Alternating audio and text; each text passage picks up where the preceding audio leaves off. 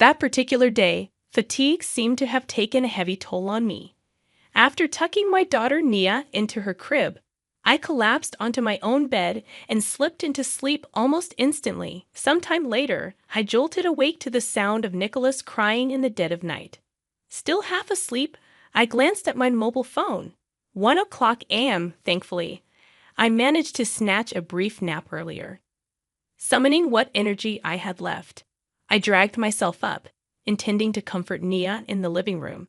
Just then, a sharp voice pierced the silence. "Shut up, be quiet." Momentarily disoriented, I couldn't pinpoint the source. Perhaps it was my mother-in-law Jamie, I reckoned, yelling from her room.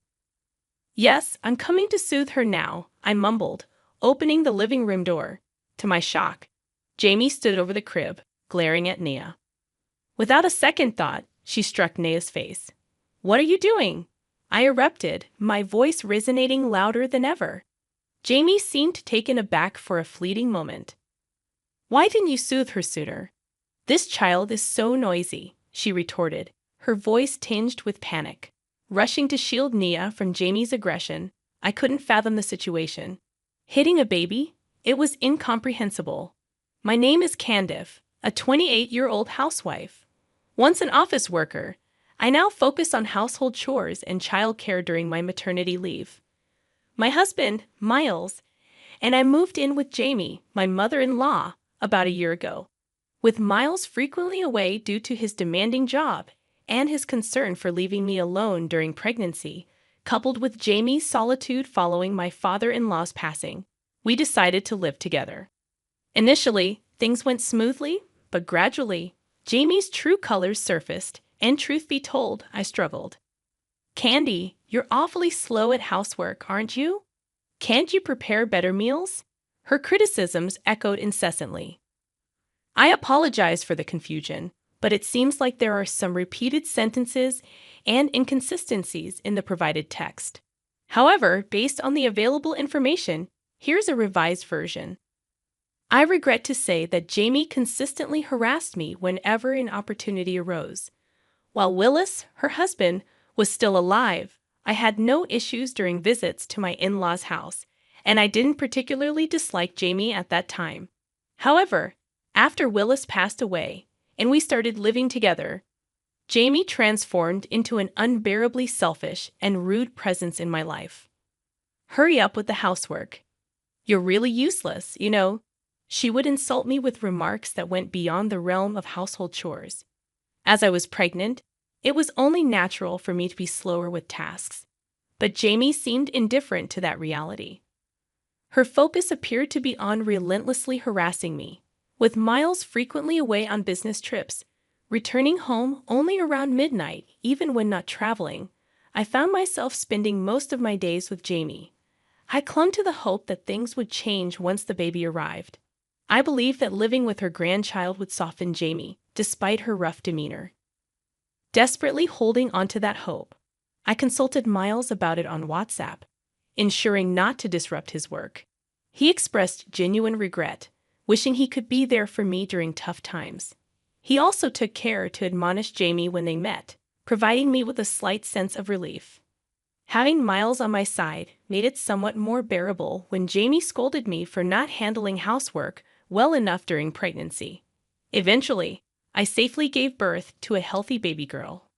Blessedly, Miles managed to obtain permission from his company, citing the birth of our child. He left work early and rushed to the hospital just before I gave birth. When he held our newborn daughter, he marveled at her angelic cuteness, expressing genuine happiness. I, too, felt joy in bringing into the world the child of the man I love. I informed Jamie about the birth of our healthy baby girl through WhatsApp, assuming she might visit the hospital since we shared a living space. To my surprise, Jamie didn't show up, and she didn't respond on WhatsApp. The concern arose. Could she be uninterested in her granddaughter? Anxiety crept in as I pondered whether the harassment would persist even in this new chapter. As I grappled with these thoughts, the hospital room door swung open. "Candice, how are you feeling?" "Wow, what a cute baby. It's a girl, right? She's going to be beautiful." It was my sister-in-law, La, who came to visit. La, kind and cheerful, had always been supportive. Married with children herself, I had decided to turn to her for parenting advice. "What's her name?" she inquired. Miles and I had chosen the name Nia. "Oh, that's a nice name. Wait, hasn't Mom come?" I explained that I had contacted Jamie, but received no response. La chuckled. "She's really a pain sometimes, isn't she? Unpredictable and lacking common sense." I agreed, appreciating La's straightforward nature. She had once encouraged me to vent to her about living with Jamie, understanding Jamie's difficult personality. La refrained from admonishing Jamie unless absolutely necessary, knowing it could backfire on me. Little did I know that life would become more challenging after Nicholas was born. Upon returning home from the hospital with Nicola, Jamie seemed to ignore the baby's existence entirely. Instead, she demanded, "Hurry up and clean." Stunned, I placed Nicola in her crib and began cleaning. Jamie, about 5 minutes later, started yelling, "Candy, come here." Perplexed, I approached, and Jamie complained about the baby's crying. "Do something about her," she insisted, referring to Nicola as that baby and treating her as a nuisance. Jamie's mistreatment continued, criticizing Nicola's cries and yelling derogatory remarks. Each time Jamie yelled, Nicola cried louder, creating an uncomfortable atmosphere. Frustrated, I implored, "Her name is Nicola. Can you please call her by her name?" "Shut up. Don't tell me what to do. You're her mother. It's your job to take care of her and make sure I'm comfortable," Jamie retorted. "Look, she's crying again." Nicola's cries had escalated due to Jamie's harsh words, creating a distressing environment for both the baby and me.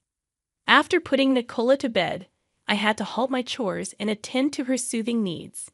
Yet even this interruption incurred Jamie's displeasure.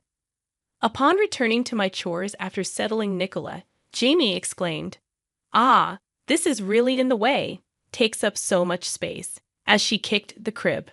The crib shook, and Nicola woke up crying again. "What are you doing, Jamie? Shut up.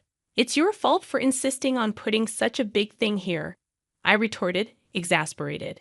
Yet it was Jamie who had suggested placing the bed in the living room to mitigate noise disturbances at night. "Are you complaining to me now?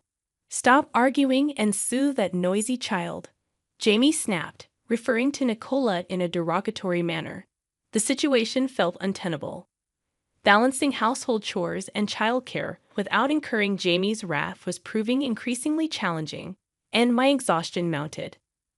The constant criticism added to the strain. If I focused too much on childcare, I'd be scolded for being slow at housework, I lamented internally. And if I focus on chores, I'd be berated for my parenting, I added, feeling the weight of the conflicting expectations. With Miles away on a business trip for about 2 months, I felt the burden keenly. Attempts to seek solace and guidance from him over WhatsApp and phone calls were met with apologies and brief conversations. His apologies only added to my guilt, knowing he was working tirelessly for our family. Then, fatigue and stress reached a breaking point one night. Exhausted, I fell asleep soon after putting Nicola in her crib. In the wee hours, Nicola's cries roused me from slumber. Groggy, I checked my phone. 1 a.m., thankfully. I had managed a brief nap earlier. Summoning what little energy remained, I prepared to soothe Nicola in the living room. However, my efforts were interrupted by a commanding voice shouting, "Shut up, be quiet." Confused, I initially thought Jamie was berating me from her room. Resignedly, I responded, "Yes, I'm coming to soothe her now," and opened the living room door. To my shock, Jamie stood over the crib, glaring at Nicola. Without warning, she struck Nicola's face, prompting me to erupt in protest louder than ever before. Jamie seemed momentarily surprised by my outburst, caught off guard by the force of my reaction. "Why didn't you soothe her sooner? She's so noisy, this child." Jamie yelled back in a panic. Reacting swiftly, I rushed to the crib, lifting Nicola to shield her from Jamie's unwarranted aggression. The disbelief struck me hard. hitting a 3-month-old baby. Could this person really be human? Nicola's cries escalated to a pitch I had never heard before, and her tiny face had turned a shade of red that sent shivers down my spine. In immediate distress, I dialed an ambulance. At the hospital, the doctor examined Nicola and assured me that, while her face was red, there was no concern about bruises or injuries. A wave of relief washed over me, but I felt on the verge of collapsing. The doctor inquired, "What happened? Did you drop her on the floor or something?" I explained the situation to the doctor when my sister-in-law, entered the room. In my panic, I had called Illa while in the ambulance. Miles was on a business trip and couldn't come immediately, so I reached out to Illa despite the late hour. Illa described Jamie hitting Nicola to the doctor, leaving him speechless, and she herself shook with anger. The next day, I returned home with Illa, bracing myself for the confrontation. I entered the house alone, and Jamie, acting as if nothing happened, continued harassing me as usual. "You're late. Hurry up and make breakfast. You missed taking out the trash because you came home in the morning. You really can't do housework," she berated. Exasperated, I interjected, "Enough. Did you forget what happened yesterday? You hit a 3-month-old baby, remember? How can you act so normally? First, apologize for yesterday." Jamie's face reddened with anger. "What? Why should I apologize? That child was the noisy one. I just slapped her because she wouldn't listen. It's a part of discipline. I thought she wouldn't be quiet otherwise." "That's not discipline. It's violence." "Enough with the noise. Just do your chores already," I asserted, my voice firm. "You don't regret it at all. Don't even think you did anything wrong." I called for Lila to enter the living room. "Lila, please come in." Jamie was taken aback. "Mom, what are you doing? I can't believe you did such a thing." "No, that's, Jamie stammered, flustered by Layla's sudden arrival. "Mom, you do realize that what you did is legally punishable, right?" Layla pointed out, her tone stern. Jamie's face turned pale. "Lila, you're not going to sue your own mother, are you?" Jamie pleaded, attempting to downplay the severity of her actions. Lila corrected her. "The one who's going to sue is Candice. I'll just be her lawyer." But wait, it was just a part of her education. Who would agree that hitting a baby is education? "This is a case of assault," I asserted firmly. No matter how much Jamie tried to justify her actions, such behavior could never be excused. "I'll definitely sue you. Be prepared," I warned Jamie, determined to seek justice. At that moment, Jamie began to cry quietly. "I'm sorry, Candy. I'd always lose control when I get angry and end up regretting it later. I've always been depressed and regretful about how I treated you and Nia. I truly am sorry for what happened. Why did I raise my hand to her?" Jamie continued speaking through her tears, expressing remorse. "I'd always wanted a boy for the eldest grandson. It was also Willis's wish. Willis's wish. It might be an old-fashioned thought, but we always hoped for a boy to carry on the family line. And when a girl was born instead, I was happy about the birth of a granddaughter, but also felt like I failed to fulfill a promise to Willis. And every time I got angry, I couldn't control myself. I'm really sorry." "Jamie, please calm down. Let's talk properly first," I suggested, trying to diffuse the tension. However, Jamie persisted. "No, I've done something terrible. No amount of apologies will ever be enough." She kept apologizing repeatedly, and I felt my heart waver, almost considering forgiveness. But then Leela spoke up.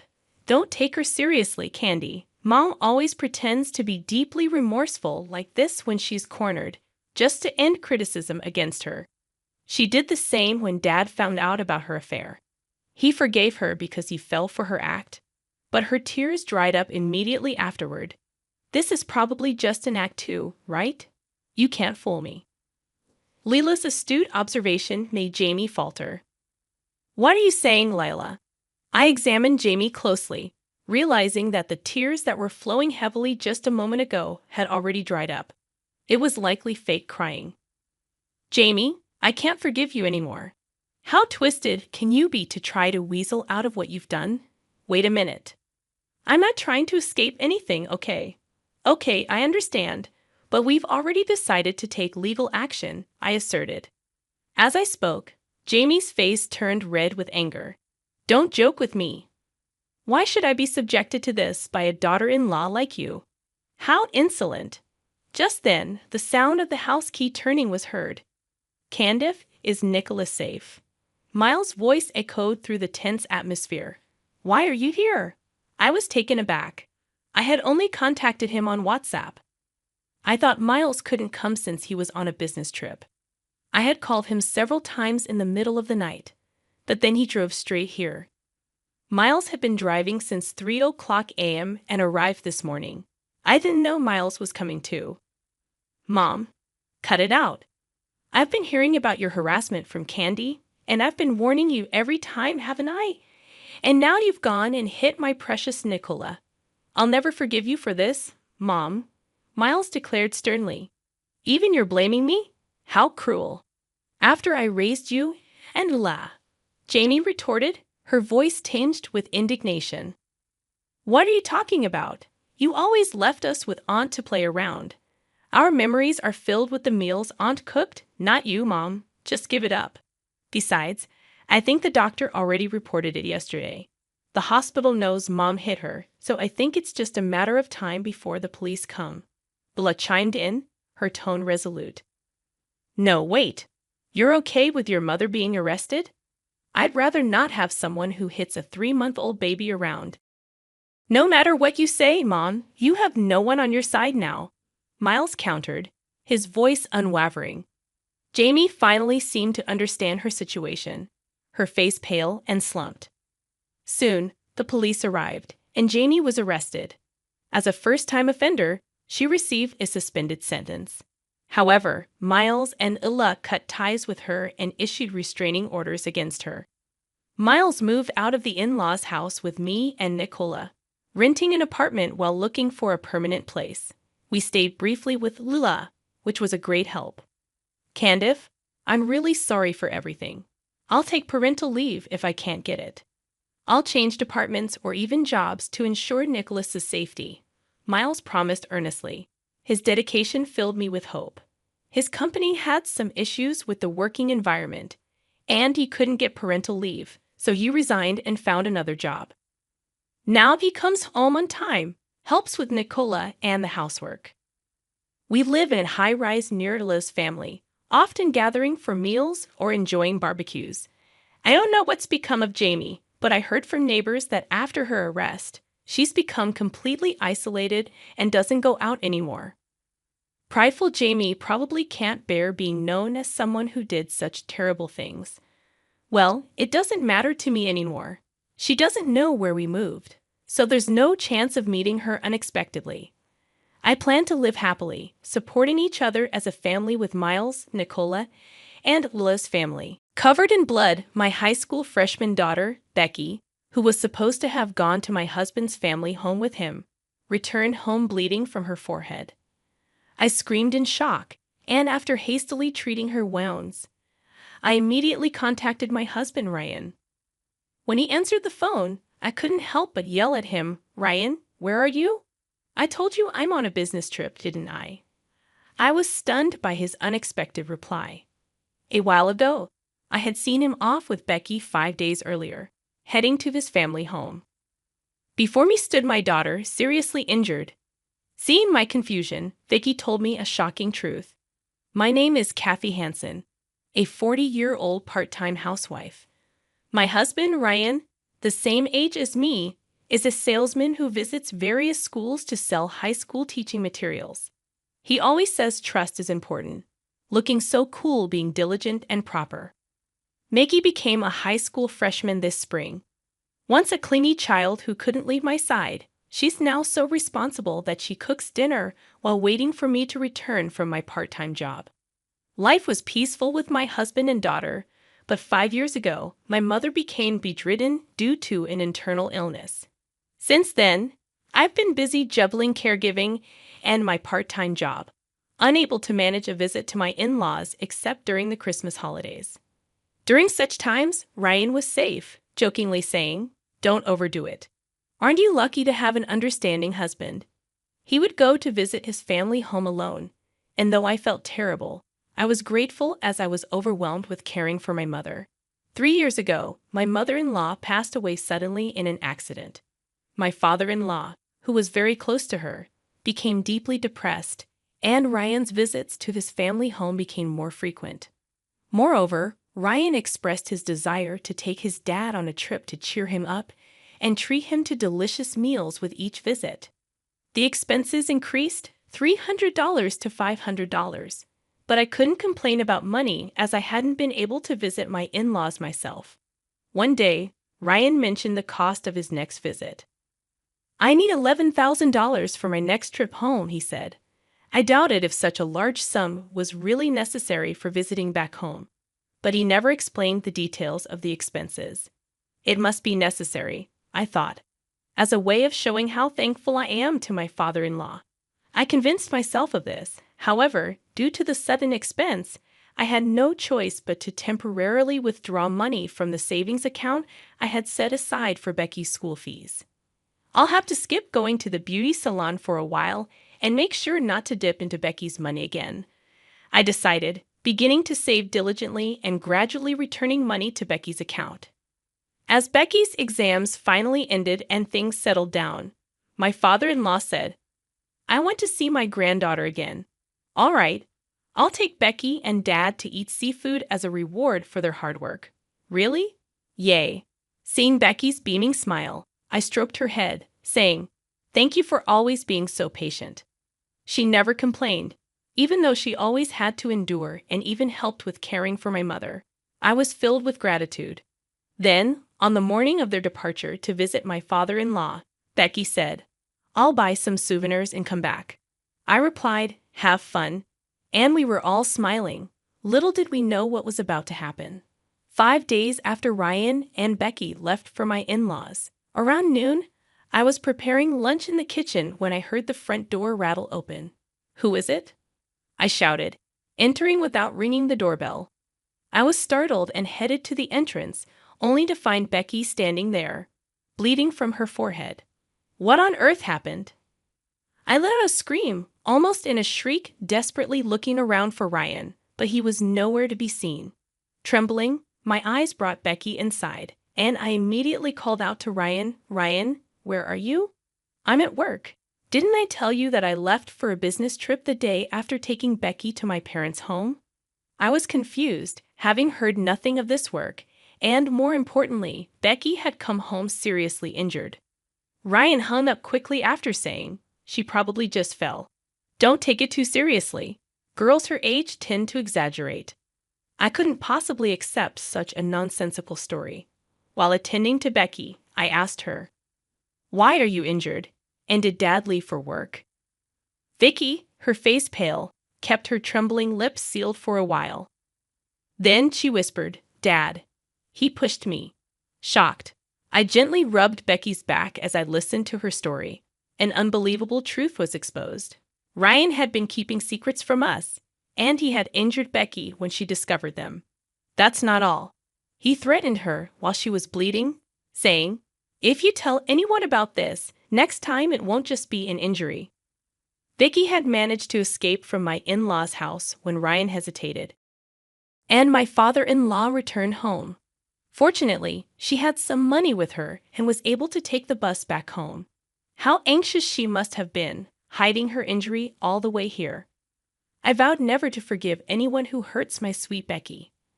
I was angry not only at Ryan for abusing Becky, but also at the secrets he had kept. After hearing everything from Becky, I was about to call my father-in-law, ready for revenge. I was shocked to see numerous missed calls from him on my phone. "Oh, I'm sorry. I didn't notice the phone while I was cooking," I apologized. "No, it's fine. More importantly, I heard Becky had to rush back due to some urgent matter." "Did she arrive safely at your place?"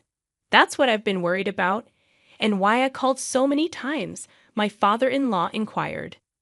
Hearing his words left me speechless. My husband, Ryan, had fabricated such a lie to cover up the fact that our daughter, whom he had injured, had fled back to our home. I then spilled everything to my father-in-law, who was oblivious to it all. Becky is fine. I'm taking her to the hospital, but I can't forgive Ryan. Can you keep him at your house a bit longer? I want to give him a piece of my mind, I requested. My father-in-law immediately agreed, promising his cooperation. He said he would cunningly persuade Ryan to stay at their home for a while longer. In the meantime, I ran around making preparations for a confrontation with my husband. 5 days later, after completing the investigation into Ryan's secrets, I was on my way to my in-laws' house. Just as I was about to ring the doorbell, I saw Becky running up to me, out of breath. "Mom, wait for me. Didn't I tell you to wait at home? I can't just sit around. I have to confront him about what he did to me." I had planned to go into my in-laws' house alone, not wanting Becky to witness the argument between my husband and me. But it seemed Becky didn't want to just stay put. "I think I have a right to speak up too," Becky said, unyielding. Reluctantly, I agreed. I accepted her anger and decided to fight this together. We were greeted by my father-in-law, who was already aware of the plan. Entering the living room, we found Ryan, who appeared to have just woken up, lounging in his pajamas and watching TV. "Oh, weren't you supposed to be on a business trip, Ryan?" Startled by my sudden voice, Ryan jumped up. He started making lame excuses about how he was supposed to go, but then didn't need to. "Well, that doesn't matter now. What I want to know about is Vicky's injury," I stated firmly. "Oh, that clumsy her. Seems like she fell down the stairs and hit her forehead," Ryan replied. I was about to yell at my husband for feigning ignorance, but my father-in-law spoke first. "Enough. I know that Becky's injury is your fault," he said sternly. Becky chimed in, "Yeah, that's right." And I glared at Ryan, feeling cornered. Ryan started to look nervous, but then suddenly seemed to have an idea and argued back. "As if you have the right to talk. You never visited my parents, but I was the one taking care of them," Ryan said, smug and grinning, thinking I wouldn't be able to say anything. Indeed, I had kept quiet before, thinking he was right. But after hearing Becky's story, I knew Ryan's words were full of lies. "Oh, really? Leaving all the housework to your daughter and not spending time with your father is called taking care of the family?" "Yeah. Ever since you brought me here, you've been lazing around at home," I retorted, feeling the weight of frustration. "Shut up. This is just a one-time thing. Usually, I'm the one working hard," Ryan snapped back. Watching Ryan boast, I pulled out my father-in-law's account of household expenses that I had previously obtained. It detailed not only the money in and out, but also how Ryan spent his time at his parents' house. "Let me tell you what's written here," I began, pointing to the document. June 10th, gave Ryan $200 for transportation. He lazed around all day as usual, went out at night, and returned in the morning. Food expenses increased because of Ryan's presence. I calmly read out the details. According to this, every time Ryan visited, he lied about me not giving him transportation money and received cash from his father. Taking advantage of my absence, Ryan had painted me as a stingy, evil wife to gain sympathy from his father. How can you not be ashamed of mooching off your parents at your age and getting all sorts of help too? I questioned, feeling sorry for him initially, thinking he didn't have any money, and tried to help out. All that was a lie too. Cornered by our accusations, Ryan fell silent at a loss for words. "What have you been using all that money for, I wonder?" "Well, no need to say anything. You're probably just thinking of another pathetic lie." Ignoring Ryan's mumbling, I presented a photo in front of him. "You needed so much money because you were splurging at places like this, right?" "How do you know about this place?" Surprised that I knew about it, the color drained from his face. The secret that Becky had discovered while Ryan was visiting his parents was this. She thought Ryan was diligently caring for his father, but he was actually going out at night and returning in the morning. Suspicious, she secretly investigated and installed an app on his phone to track his location. After he left, she checked his whereabouts on a computer, always finding him at the same place. Researching online, Becky found out it was a gentleman's club. Shocked, she was about to call me when Ryan returned home. He found her researching the location and the club on the computer, and in a fit of rage, pushed her. Becky hit her head on the corner of a dresser, causing the bleeding, and the rest is as you know. After hearing Becky's story, I left my mother in the care of professionals for a few days and went to the club to gather evidence of Ryan's wasteful spending. The shock I felt seeing my husband cheerfully entering the club. The money for this visit, even if temporary, was taken from Becky's school fund, and he used it. "This, Dad, you're the worst," I said, presenting undeniable evidence. Ryan, cornered by the evidence, muttered weakly, "Isn't this normal for men?" and looked up at his father for support. "What are you talking about? Using your child's school money for your satisfaction is inexcusable for any man. I'm tired from work. Isn't it okay to have a little fun?" Vicky sighed in exasperation at Ryan's stubbornness. "Mom, do you know what kind of place that is?" "Huh? Oh no, I just took the photo and left immediately. I thought so. Here, take this," Vicky said, laying out several printed pages of the club's website on the table. Looking over them with my father-in-law, we saw that the outfits worn by the girls at the club were school uniforms. They all seemed to be adults, but it was a gentleman's club where they cosplayed in revealing school uniforms. Seeing this, I thought to myself, exposing my daughter of this age to such a world. I was filled with anger, but Becky seemed unfazed. "So, Dad, you like this kind of stuff, huh?" "Gross," she commented, handing the papers to Ryan with a shudder, as if the idea was repulsive. "Well, you don't have to say it like that, you know. If your clients at the schools found out about your love for girls with uniforms, it could be a big problem, right? I doubt your company, which sells educational materials to schools, would want to keep an employee with such hobbies," I said with an icy stare. Ryan turned pale. I quickly grabbed Ryan's schedule book, which was left in his business bag, and found it easily. "Looking at this now, I know all the schools you've been visiting. Maybe I should inform your clients about your wonderful hobby. Please spare me that. I'm sorry. I went too far. I'll change my ways from now on." Realizing he couldn't escape, Ryan started trembling and knelt down. He apologized profusely. But years of frequenting those clubs, wasting money, not to mention injuring our daughter, were not forgivable. "Who would believe a liar like you?" I thought. "Dad, I've consulted with a lawyer, and I'm ready to proceed with a divorce. I'll make sure you pay back all the money you squandered on your indulgences, plus compensation. This is the end for us." Ryan tried to cling to Becky, but she dodged him, saying, "You gross." Eventually, he broke down crying, and we glared at him coldly. Soon after the divorce was finalized, and I demanded from Ryan the $115,000 he had squandered and $30,000 in compensation.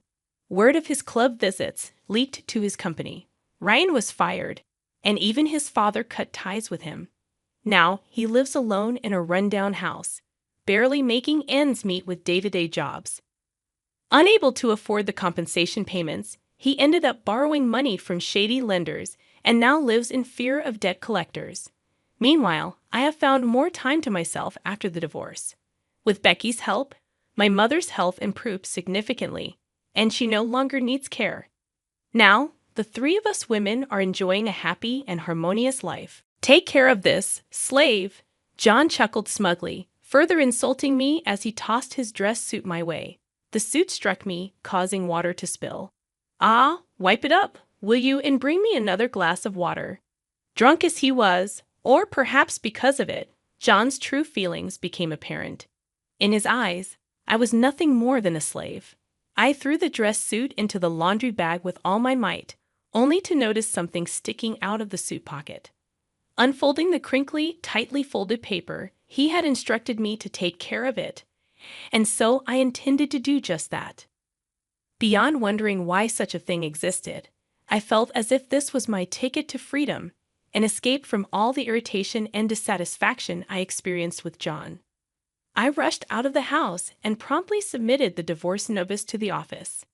My name is Vanessa Owen, currently 50 years old with 2 children, Nicole, my firstborn, followed by my son Matt. From the beginning of my relationship with John, I never got along with his parents. Despite their disapproval, I loved John and believed we could be happy together. We eloped, defying my parents' objections, and started living in a small apartment. However, John was perpetually unhappy about our elopement-style marriage, nagging about leaving my parents for this marriage. There was a good reason for our rushed marriage. Nicole was already on her way. Despite John's knowledge of this, my parents opposed the marriage mainly because John never formally introduced himself. However, I don't intend to blame John entirely, acknowledging my faults. I've never liked his parents, who constantly criticized me. Right now, with a child on the way, we should focus on the future rather than dwelling on the past. Despite my admonishments, John continued berating me, saying things like I should never have married you, or your cooking is worse compared to my mother's. With no place to return after our elopement, I endured John's nagging every day. Despite everything, John adored our children, and our kids, Nicole and Matt, kept our marriage together through high school.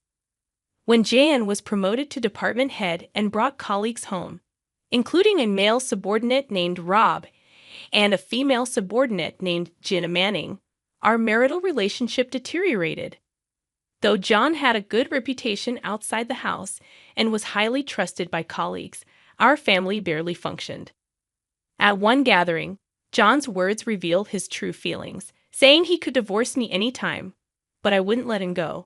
This admission, disguised as a joke, made me realize the depth of his dissatisfaction. Despite his words, John's subordinates praised our supposed good relationship, while John laughed, intoxicated, insulting, and bragging until he passed out. His subordinates helped with the cleanup. As we cleaned up in a friendly atmosphere, Jenna spoke up, revealing that the director actually praised me at work. Unbelievable! I laughed, and Jenna chimed in, it's true. He always says his family gets along well. The president admires that too. The president values family in that regard. The director is always praising his family, so the president tells everyone else to learn from him. That kind of joke earlier only works if there's a good relationship, right? Gina, seeming a bit tipsy, happily chatted away about John's behavior at work. If that's true, that's good, I repeated, forcing a smile. I muttered under my breath, trust was long gone between us. I quickly realized that John was just saying those things to make himself look good. I've heard that good liars mix a bit of truth in their lies. Jan was probably deceiving his colleagues in the same way. I didn't know if it was his nature or a calculated move. But this made me truly despise Jan. I disliked how he shamelessly used the family as a facade. However, our children were still students, and I wanted them to go to college. As John said, think of the children. I couldn't divorce him. However, Jan had never brought up divorce either. We were just living life without making waves. In this life, our children grew up honest and cheerful. Nicole graduated from a local university and joined a nearby company. 3 years later, Matt, who had left home for university, also found a job locally and decided to return home. I was genuinely happy that the children were coming back, and when both became working adults, it felt like a weight was lifted off my shoulders. Then another happy event occurred. Mom, I'm thinking of getting married, Nicole, in her 3rd year of working, told me. Her partner was a senior at her company, Chris Adams, a fine young man who had spent his childhood overseas. He seemed very intelligent. John was happy about the marriage too, and Nicole quickly started preparing for it. The wedding was to be a casual garden wedding. Usually, I'd wear a formal dress, and Jan would wear a morning suit. Still, guests were told to dress casually, so it was decided that I would wear a simple dress, and John would be fine in his existing suit. Despite everything, I wanted to honor Nicole's special day, so I carefully chose a dress. I thought about getting a new suit for Jan, but he insisted that the one he already had was fine. Reluctantly, I brushed and mended John's suit, looking forward to the wedding. On the wedding day, Blessed with good weather, the ceremony began, surrounded by beautiful greenery and flowers. Rob and Gina, John's colleagues who had always been kind to Nicole and Matt, attended the wedding, and I thanked them for coming. At the reception, a stand-up party, I spent a happy time greeting Nicole's friends and colleagues. Jan seemed to be enjoying himself, but perhaps getting too drunk. He started commanding, "Hey, Vanessa, get me a drink." Waiters were walking around the venue, and it was embarrassing that he had to call out to me, who was far away, instead of just looking around. "Mrs. Owen, I'll go for you." Rob and Gina supported me, entertaining John, especially Gina, who stayed by John's side like a wife. I felt uneasy about it but was busy greeting other guests, so I left John to them. It was a beautiful ceremony, and the wedding ended successfully. Gina took care of a heavily drunk Jan until the end when the taxi arrived. She said, "John, your taxi is here," and helped him into the car. I also got into the taxi and spoke to her. "Thank you, Gina. Take care." "No, thank you. Looks like it's going to be a long night. Take care." I took her words as a reference to the drunk John and laughed. However, her gaze was not on John but me. I felt strange again, but I said goodbye and returned home with Jan. Nicole and Matt went to the after-party. Leaving just the two of us in the taxi, Jan seemed a bit more cheerful after a nap. When we got home, he walked in on his own. Usually, we didn't talk much, but Jan, more drunk than usual, couldn't stop talking. Finally, the kids are off our hands. I was worried about Nichols turning out like you, but I'm glad she got married. He belittled me as usual. John lay on the sofa. "Vanessa, water," and then he arrogantly ordered me around. I sighed inwardly and went to get in water. "Here's your water. Take off the suit if you're going to sleep. It'll get wrinkled." I said that and put the water on the table. John, getting up, said as he undressed, "You're really useful. You do everything. I can't believe you'd speak that way, even if you're drunk. Hey, slave, take care of this." John chuckled smugly, throwing his dress suit at me. The suit hit me, causing water to spill. "Ah, wipe it up, will you, and bring me another glass of water." Whether drunk or not, it must be his true feelings. John thought of me as a slave. I was initially angry, but the anger didn't last long. Seeing Jian snoring loudly in front of me, I surprisingly felt nothing. I realized that I had become indifferent to Jian, lacking even hatred or love. After picking up the suit that John had carelessly thrown aside, I noticed his trousers had also been discarded. Feeling irritated again, I stood before the bag for dry cleaning, angrily throwing the suit into the bag with all my strength. That's when I noticed something sticking out of the suit's pocket. "What?" I muttered to myself, surprised, and pulled it out. It was a piece of paper, crisply folded. As I unfolded it, I had to cover my mouth in shock. At that moment, I remembered Gina's words about the night being long, so that's what she meant. Realizing this, a smile involuntarily formed on my lips. He said to take care of it, so I should, right? I could hear the excitement in my voice. The piece of paper in front of me, which had come out of John's suit pocket, was a divorce notice already filled out by Jan. Yeah, that must be it. He meant for me to submit it, so I will. More than wondering why it was there, I felt like it was my ticket to freedom. It seemed like an escape from all my irritation and dissatisfaction with John. It was still 8:00 p.m., and the dry cleaners were still open. I grabbed the dry cleaning and the divorce notice, rushing out of the house. After dropping off the suit at the cleaners, I headed straight to the government office. "Please take this." I went to the 24-hour service desk and, with a smile, handed over the hastily completed divorce notice. Then I hurriedly packed my things, taking only what I needed. I left the house with John still snoring loudly. For the time being, I decided to stay at a hotel, soaking in a large bath and sleeping in a comfortable bed until morning. However, the next morning, my phone had several missed calls, all from John. It surprised me that my number was still in John's phone. "Yes, where are you?" Just as I was thinking about it, another call came in. Reluctantly, I answered, and John's panicked voice came through.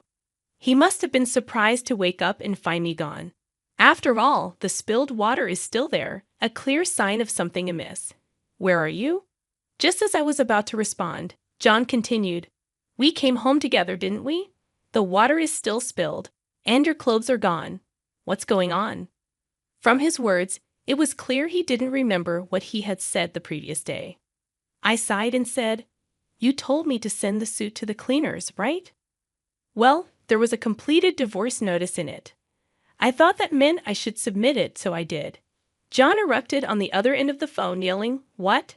How dare you do something so reckless? Do you realize what you've done? I was surprised by his reaction, but no matter how angry John got on the phone, it didn't bother me.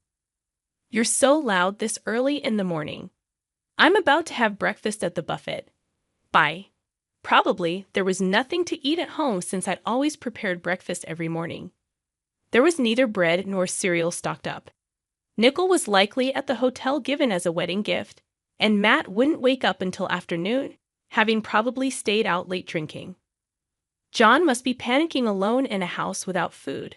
With that thought, I savored my delicious breakfast. After breakfast, I immediately went to look for an apartment at a real estate agency. I didn't have the luxury of choice. I urgently needed to find a new place to live, but thankfully, I stumbled upon an apartment just a few blocks down from Nickel's new place. Moreover, the real estate agency was hiring part-time staff. I found both a home and a job that day and felt immensely grateful to the company. On my way back to the hotel, I received a call from Matt. Mom, where are you? Dad's making a fuss. I had been ignoring calls from John, so he must have forced Matt to call me. Matt's voice still sounded sleepy. I've divorced your father. I'm leaving the house, so take care. What? What do you mean? Matt sounded surprised by my words. Anyway, I needed to explain everything properly to my children. I decided to call Nickel that day and explain everything at the house. Why'd you suddenly call me here? Nickel looked anxious, understandably so. Yesterday was the peak of happiness, but today she was called to the house for something serious. She must have known it wasn't just a casual conversation. I felt sorry for her, but my parenting days were over.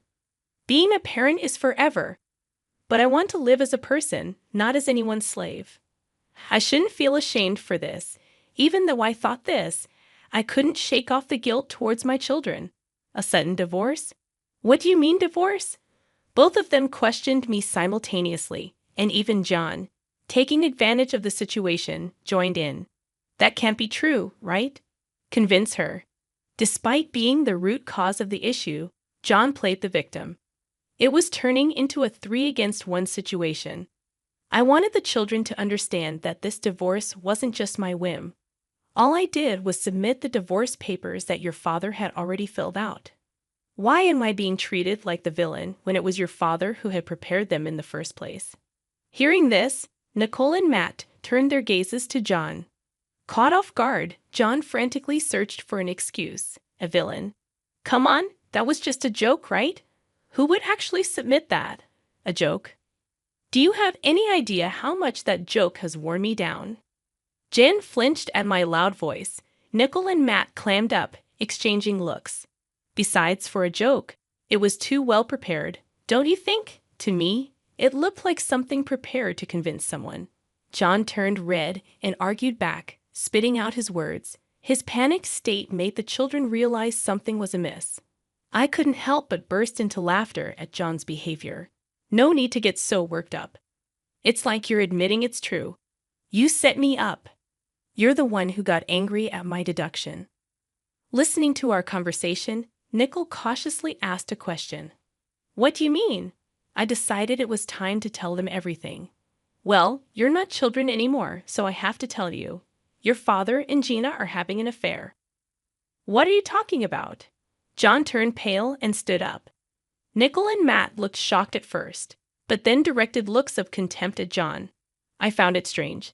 She used to call him director, but recently it's been John, and her words about our happy family felt insincere. That can't be.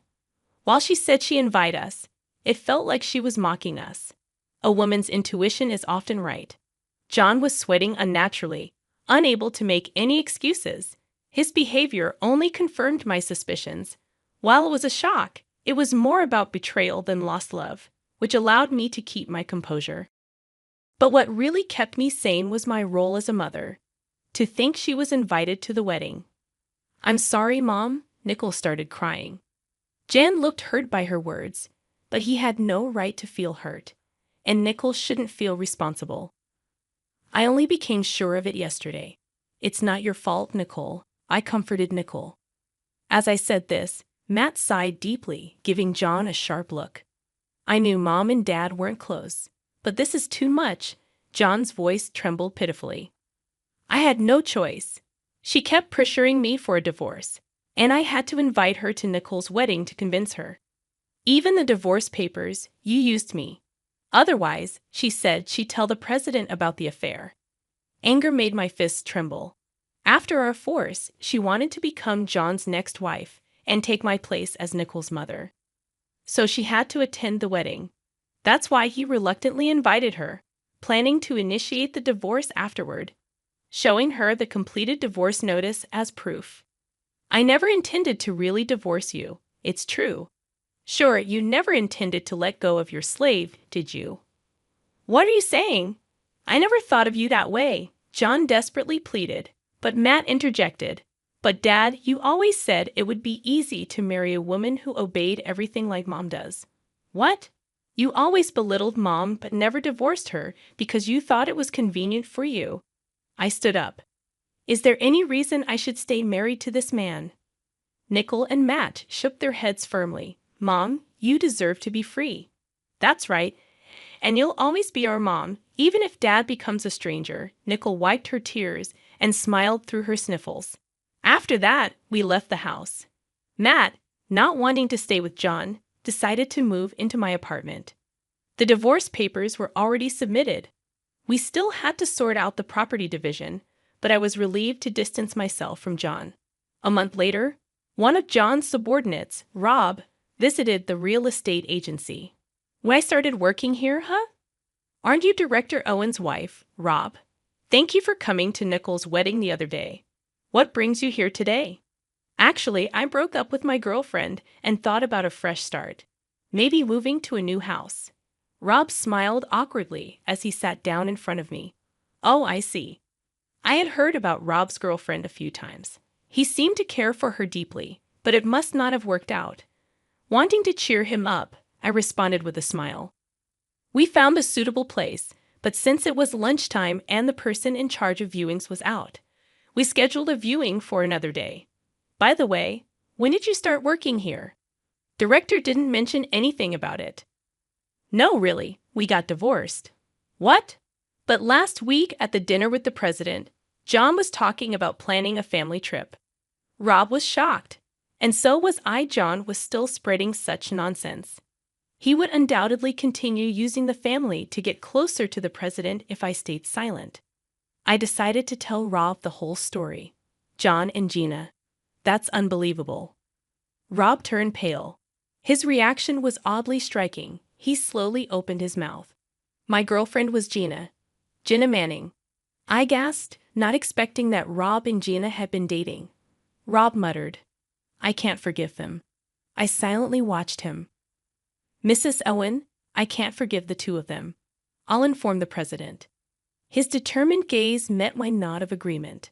I felt the same way. I refused to be manipulated by John any longer. Rob left the shop, saying he'd come back for the viewing another time. He had my contact information from Nicole's wedding. I was sure he would contact me eventually. That day after work, as I was heading home, Rob contacted me immediately. "Mrs. Owen," I told the president. His voice was much more energetic than the time we met, made me smile. The president was furious, betraying his family and having an affair with a subordinate. Both of them will be dealt with. "Really? That's great. Now we won't be used by them anymore." Those two deceived everyone, the family, the staff, even the president. They were called into the president's office right after I left.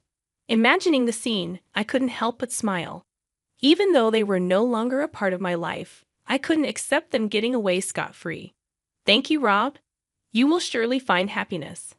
I sent this to Rob, feeling like it was something I also wanted to hear. Eventually, Jan and Gina's affairs spread throughout the company, especially John, who had always boasted about his happy family life, turned out to be a scoundrel who preyed on a subordinate. He was demoted 3 ranks from director to an ordinary employee. At home, he had no family waiting for him. For a man over 50, it would be interesting to see how he would live from now on. Gina resigned, probably due to the scrutiny. She was about 35 years old, a pitiful woman unemployed in her mid-30s after meddling with a married man. Their relationship also ended. Such an unhealthy affair was never going to last. Gina had pleaded with Rob, but he firmly rejected her. Feeling relieved, his reaction made me feel relieved too. Afterward, I continued to live peacefully with Matt in our apartment. 2 years later, Matt told me he was getting married. Just when I thought I'd be alone, he said, "Mom, let's live together now. I'm looking forward to the birth of my grandchild." Living with Matt and his wife, Nicole, is also doing well as a mother of one. The fact our family keeps growing brings me joy. I reached out to my elderly parents whom I hadn't spoken to in a while, told them about the divorce. They said, "Bring the kids over sometime." And I felt endlessly sorry and grateful to them.